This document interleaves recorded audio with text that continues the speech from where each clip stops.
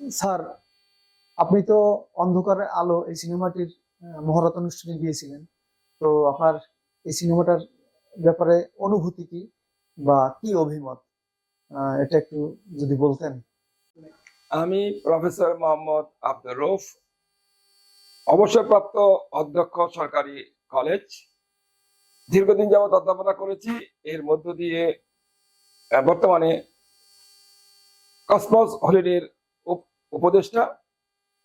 এবং আমি গত কয়েকদিন আগে একটা অনুষ্ঠানে মীর লিয়াকত আলী সাহেবের অনুষ্ঠানে গিয়েছিলাম। তিনি একটি অন্ধকারে আলো সিনেমা করছেন। সেই সিনেমার আমি মুহূর্ত অনুষ্ঠানে ছিলাম, এই কারণে যে মিস্টার লিয়াকত আলী গত 40 বছরের বেশি যাবৎ আমার সাথে পরিচিত।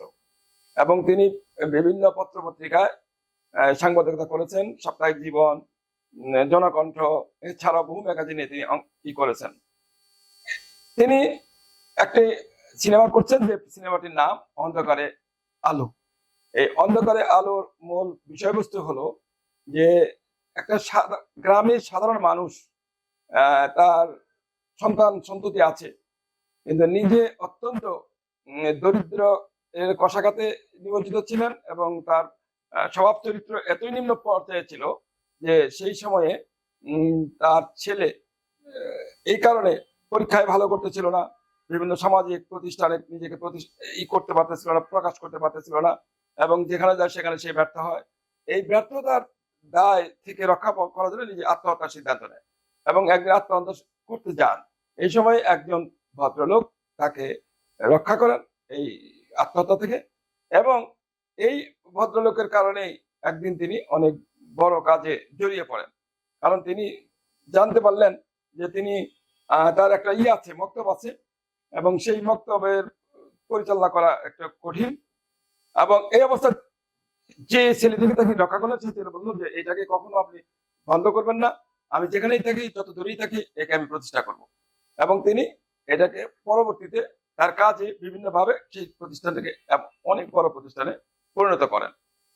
মিস্টার লিয়াকত আলী এই অন্ধকারে আলো যে সিনেমাটা করছেন, তার মূল উদ্দেশ্য হলো যে অন্ধকার সমাজকে আলোকিত করার জন্য তিনি এইটাতে এই সিনেমাতে দেখিয়েছেন যে একজন মানুষ নিজে যদি তার বিবেকবান হয়, চরিত্রের পরিবর্তন হয়, সমাজে প্রতিষ্ঠার পরিবর্তন হয়, তাহলে নিজেকে শুধু না, সমাজকে উন্নত করতে পারেন।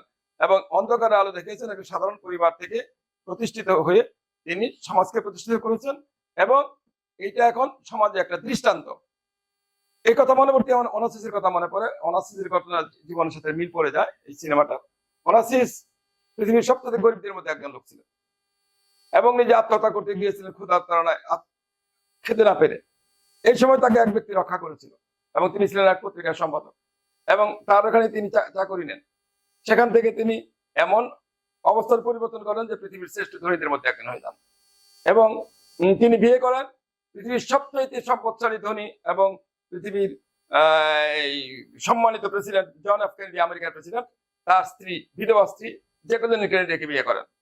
এবং তার একমাত্র মেয়ে ক্রিস্টিনা কাহিনীর সাথে আজকের এই অন্ধকার আলোর মিলে যায়। সেই জন্যে এটা আমি মনে করি আমাদের তরুণ তরুণীদের এই অন্ধকারে আলো, অন্ধকার থেকে যে আলো আসতে পারে এবং সেই আলো যে দেশ ও জাতিকে বলিষ্ঠ রূপ নিতে পারে, সারা বিশ্ব পরিচিত করতে পারে, এই দিক নির্দেশের জন্য মিস্টার লিয়াকত আলী সাহেবকে আমি ধন্যবাদ জানাই। এবং এইটার যিনি পরিচালনা করেছেন তিনি আনোয়ার সিরাজি, তাকেও ধন্যবাদ জানাই। স্যার, আপনাকেও ধন্যবাদ। দৈনিক আকাশ জমিন থেকে আমি এস এম পান্না।